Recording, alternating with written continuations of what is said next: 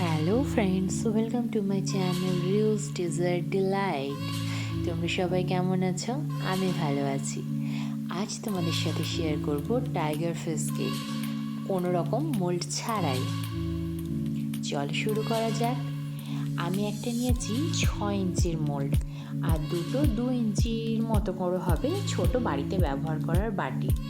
দেখো এটা দিয়ে কিভাবে হয় টাইগার ফিশ, আর দেখো কি স্পঞ্জি হয়েছে। এটা ছিল এগলেস এবং ওয়েট ছিল 1.5 পাউন্ড মতন। চলো শুরু করি কাজ। এই যে প্রথমে আমি 6 ইঞ্চির মোল্ডে যে কেকটা বেক করেছিলাম সেটা সমানভাবে কেটে নিলাম। তারপরে যে ছোট বাটি দুটো করেছিলাম সে দুটো সমান 3 ভাগে ভাগ করে নিলাম। এই যে এবার ক্রিম দিয়ে শুরু করছি। ক্রিম দিয়ে প্রথম পার্ট বসিয়ে তার উপরে আবার ক্রিম দিয়ে কোটিং শুরু করলাম। সমানভাবে স্প্রেড করে নিয়ে তার উপর দিয়ে দিলাম আর একটা কেকের পার্ট। তো সেটাতেও সুগার সিরাম দিয়ে সোক করে নিয়ে আমি তার উপরে আবার ক্রিম দিয়ে কোটিং শুরু করলাম। এইভাবে সমানভাবে সুগার সিরাম ও ক্রিম দিয়ে ভালোভাবে কোটিং করে নিলাম। এরপরে আসল কাজ, যে ছোট দুটি আমি কেক বেক করেছিলাম তার একটি পার্ট দুটো ঠিক সমানভাবে কানের মতন করে বসিয়ে নিলাম, একটু আন্দাজ মতন বসিয়ে নেবে। তারপর সেগুলো সুগার সিরাম আর ক্রিম দিয়ে আমি ক্রাম কোটিং করে নিলাম। ক্রাম কোটিং করে ফ্রিজে 10 মিনিট মতন রেখে দেব। আর এই যে 10 মিনিট পর দেখো, এরপর আমি একটা বাটি উপর থেকে বসিয়ে টাইগার ফিশের জন্য হাফ সার্কেল করে নিচ্ছি। এটাতে পরিমাপটা ঠিকঠাক মতন বোঝা যায়, যেটা আমার মনে হয়। তোমরা যদি নিজেরা হাফ সার্কেল করতে পারো সেটাও করে নিতে পারো। এরপর একটা টুথপিক দিয়ে আমি আস্তে আস্তে করে ফেসটা ড্র করার চেষ্টা করছি। ফেসের পুরো অংশটা ড্র করে নেওয়ার পর আমি আইসটা ড্র করে নিচ্ছি এবং যে বাকি ডিটেলিংসগুলো আছে সেগুলো আমি টুথপিকের সাহায্যে ড্র করে নিচ্ছি। আঁকার দিক থেকে আমি খুব বেশি পটু নই, তাই খুব ধীরে ধীরে আস্তে আস্তে দেখে দেখে আমায় ডিটেলিংসগুলো করতে হচ্ছে। এই যে আইসটাই করতে গিয়ে কতবার যে আঁকতে হয়েছে কি বলবো তোমাদের। তারপর আস্তে আস্তে একে একে আমি সব ডিটেলসগুলো ড্র করে নেওয়ার চেষ্টা করছি। এই যে পাশে যেমন ক্যাটের যে 3টে লোম থাকে সেরকম, উপরের একটা মার্ক, সব কিছু আস্তে আস্তে আমি ড্র করে নেওয়ার চেষ্টা করছি। এবং চেষ্টা করতে করতে ড্র করা হয়েও গিয়েছিল অবশ্যই। আর ওই যে আমার পুচকে দুটো, তারা মাঝে মাঝে আসে, কী করছো, তাদের হাত পাও দেখা যায়। এই যে আমার ড্র করা প্রায় কমপ্লিট। এবার আমি একটা বাটির মধ্যে কিছুটা নিউট্রাল জেল নিয়ে নিয়েছি, আর এই নিউট্রাল জেলের মধ্যে কয়েক ফোঁটা ব্ল্যাক কালার মিশিয়ে একটা ব্ল্যাক জেল তৈরি করেছি, যেটা দিয়ে আমি কেকের ফেসে যে জায়গাগুলো আছে চোখ মুখ সেগুলো ডিটেলিং করবো।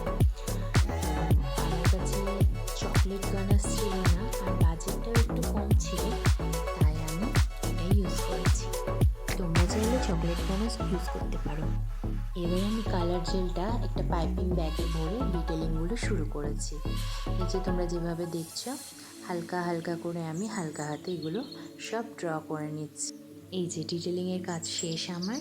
এবার শুরু করব ক্রিমের কাজ। একটা বোলের মধ্যে একটু হুইপিং ক্রিম আর খুব অল্প পরিমাণে হলুদ কালার নিয়েছি, যাতে আমি অফ হোয়াইট কালারটা আনতে পারি। কারণ কিছু কিছু জায়গায় টাইগার ফিশে অফ হোয়াইট কালার ইউজ হবে, তার জন্য খুব অল্প পরিমাণ ক্রিম এবং অল্প পরিমাণ হলুদ রং মিশিয়ে নিলেই তোমরা দেখবে একটা অফ হোয়াইট কালার চলে আসছে। এই যে দেখো একটা মিষ্টি অফ হোয়াইট কালার চলে এসেছে। এরপর আমি টাইগার ফিশের যে গোল্ডেন ইয়েলো কালার থাকে সেটা করব। তো তোমরা দেখো বাকি যে হুইপিং ক্রিমটা ছিল আমি তার মধ্যে গোল্ডেন ইয়েলো কালার যেটা হয় সেই কালারটা ইউজ করেছি। তোমরা দেখে বুঝতে পারছো, প্রথমে হালকা অফ হোয়াইট কালার আসবে, তার সাথে যদি একটু কয়েক ফোঁটা জাস্ট 2-3 ফোঁটা যদি অরেঞ্জ কালার মিশিয়ে নাও তাহলেই কিন্তু কালারটা চলে আসবে। আমাদের টাইগার ফেসের যে কালারটা বা টাইগারের গায়ের যে কালারটা অরেঞ্জিস ইয়েলো, সে কালারটা চলে আসবে। এই যে দেখো কালারটা প্রায় চলে এসছে। ক্যামেরায় কতটা বোঝা যাচ্ছে আমি বুঝতে পারছি না। কিন্তু কালারটা খুব সুন্দর এসছে। এই যে এবার আমার কাজ শুরু। ওপেন স্টার নজল দিয়ে আমি পুরো ফেসটা কমপ্লিট করব। প্রথমে যে অফ হোয়াইট কালারটা করেছি ক্রিমে, সেই অফ হোয়াইট কালারটা দিয়ে ডিটেলিংটা করে নেব। তারপর আমরা ডার্ক কালারটা ইউজ করব। ভিডিওটা দেখতে দেখতে অবশ্যই জানিও তোমরা কে কোথায় থেকে দেখছো, আর একটু লাইক কমেন্ট করে দিও, আর নতুন হলে একটু সাবস্ক্রাইব করে দিও। বোলপুর বা আশেপাশে থেকে কেউ কেক নিতে চাইলে স্ক্রিনে দেওয়া নাম্বারে যোগাযোগ করো আমার সাথে। তো এই দেখো ফেসের নিচেরটা কমপ্লিট করার পর আমি কানের মধ্যেও কিছুটা দিচ্ছি, হাফ সার্কেল মতন করে অফ হোয়াইট কালার দিয়ে দিলাম। এরপর যে পুরোটা রয়েছে পুরোটাই কিন্তু অরেঞ্জেস ইয়েলো কালারটা হবে।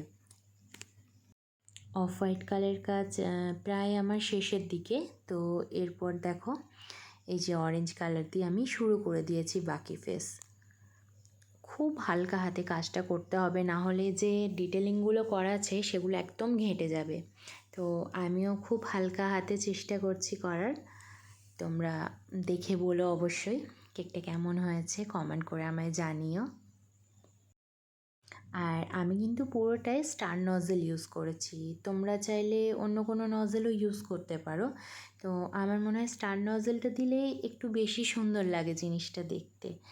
তোমরা পুরো ভিডিও দেখো এবং অবশ্যই আমায় জানিও তোমাদের কেমন লাগলো কেকটা দেখতে। আর এই কেকের রিভিউ ছিল খুব সুন্দর। হয়তো তোমাদের সাথে শেয়ার করতে পারছি না আমি রিভিউটা, কিন্তু খুব সুন্দর ছিল রিভিউ।